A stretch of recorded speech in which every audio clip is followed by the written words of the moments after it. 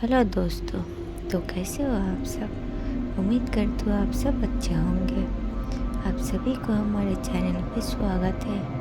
आज फिर से एक दिल दहला देने वाली भूतिया कहानी लेके आई हूँ। आज की कहानी है एक छोटी लड़की और एक डायन की। आज की कहानी आखिरी तक सुनिएगा और मेरे चैनल को भी सब्सक्राइब कर देना। चलिए दोस्तों, शुरू करते हैं आज की भूतिया कहानी। एक बार की बात है, एक छोटे से शहर में एमिली नाम की एक छोटी लड़की रहती थी। एमिली हमेशा चुड़ैलों और राक्षसों की कहानी से रोमांचित रहती थी जो उसके दादा उसे सुनाया करते थे। लेकिन उसने कभी नहीं सोचा था कि एक दिन उसे खुद कुछ ऐसे भयानक अनुभव होगा। ये एक अंधेरी और तूफानी रात थी और एमिली घर में अकेली थी। उसके माता पिता एक डिनर पार्टी के लिए बाहर गए थे और देर रात वापस नहीं आए। एमिली ने खुद को टीवी देखकर खुद को विचलित करने की कोशिश की, लेकिन बिजली चली गई जिससे वो पूरी तरह से अंधेरे में चली गई। अचानक उसने अटारी से कुछ कर्कश आवाज़ सुनी। वो हमेशा अटारी से डरती थी और इस आवाज़ ने उसके दिल की धड़कन बढ़ा दी। एमिली ने धीरे धीरे सीढ़ियों से अटारी तक और अपना रास्ता बनाया। जैसे ही उसने दरवाज़ा खोला, उसने कुछ देखा जिससे उसका खून ठंडा हो गया। कोने में काले कपड़े में एक आकृति खड़ी थी।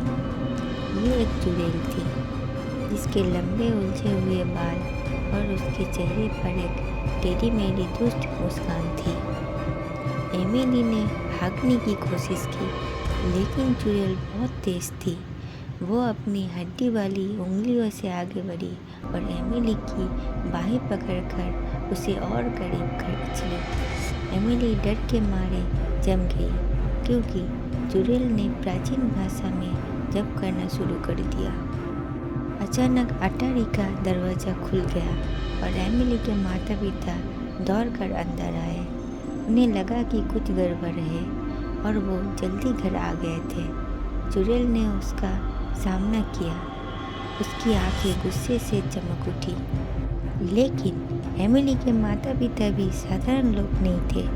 वो जादू टोना के विशेषज्ञ थे और वो जानते थे कि इस तरह की स्थिति से कैसे निपटा जाए। उन्होंने अपनी छड़ी निकाली और चुड़ैल पर जादू करना शुरू कर दिया, जो उनके आंखों के सामने सिकुड़ने और मुरझाने लगी। अंत में चुड़ैल हार गई और एमिली के माता पिता अपनी भयभीत बेटी को आराम देने के लिए दौड़ पड़े। उन्होंने समझाया कि चुड़ैल और राक्षस असली थी, लेकिन उनमें उन्हें हराने की शक्ति थी। उस दिन से एमिली ने बहादुर बनना सीखा और अपने डर को कभी भी अपने ऊपर हावी नहीं होने दिया। और जहाँ तक जादू टोना की बात है, उसने उस नगर में फिर कभी किसी को परेशान नहीं किया। लेकिन कुछ का कहना है कि अंधेरी और तूफानी रातों में आप अभी भी अटारी के माध्यम से उसकी दुष्ट खड़खड़ाहट सुन सकते हो। आज की कहानी आपको अच्छी लगी हो तो प्लीज़ वीडियो को एक लाइक कर देना और हमारे कमेंट करके ज़रूर बताना। धन्यवाद।